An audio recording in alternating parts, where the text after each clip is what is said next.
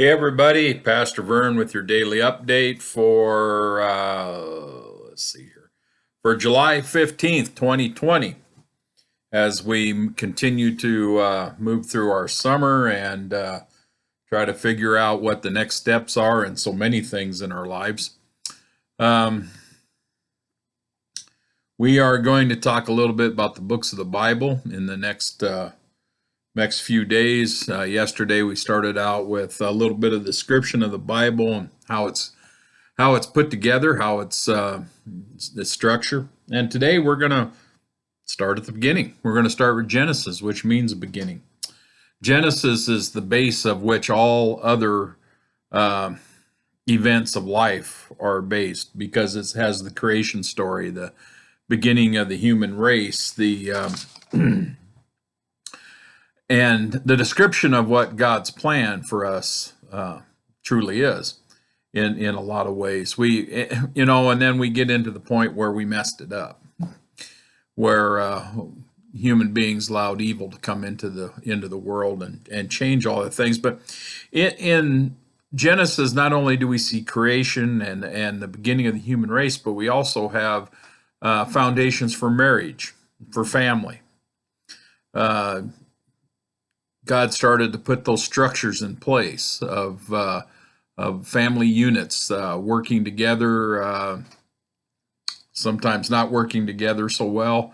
But anyway, family units is defined in the scriptures, and then we moved on to the development of states and nations and basic civilization, how we structure, how we commingle with everyone else in the world, and not always in a positive way, but this is also the structure of civilization, which gives us the comfort and the strength and the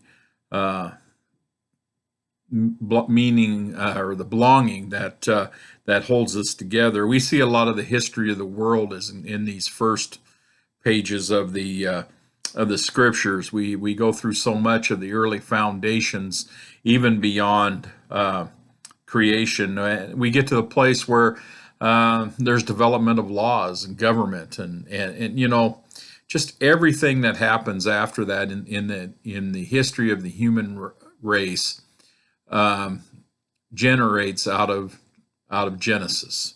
It's really the base. And so it's important to have at least a working knowledge of Genesis. Little trivia for today. Um, how many creation stories are there in Genesis? Read them. You might be surprised. And join in that reading of the scriptures. That is so important to hear these words brought to life. So as we see, Genesis is the foundation of everything that we know today, from creation to the development of our society in general. We just praise God for the opportunity that and the way that He's guided us to this point. It's not always been perfect, but the reason it isn't perfect is because humans are involved, not because of God's leadership. We tend to stray away. We tend to cause problems, just as Adam and Eve in the garden decided they wanted to be more God-like, maybe equals to God instead of just enjoying the relationship with God. We sometimes lift that up, that we are more than what we are designed to be, and that gets us in trouble. One of the things that's kind of interesting about Genesis is, you got any idea how many years of history that we have in the book of Genesis? Some scholars will tell us it covers a span of about 2,300 years in the first chapter or the first book of the Bible. That's kind of that's a huge chunk of time in the way we see things, the speck in the way God sees things.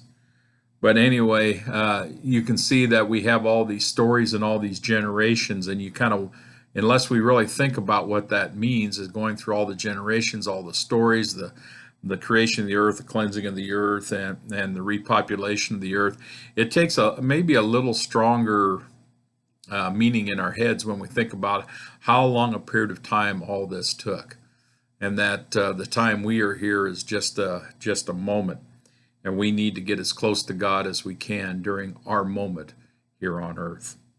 All right. Kind of keep that in mind as you take care of yourselves, watch out for others, and stay safe. And we'll talk to you later. Bye.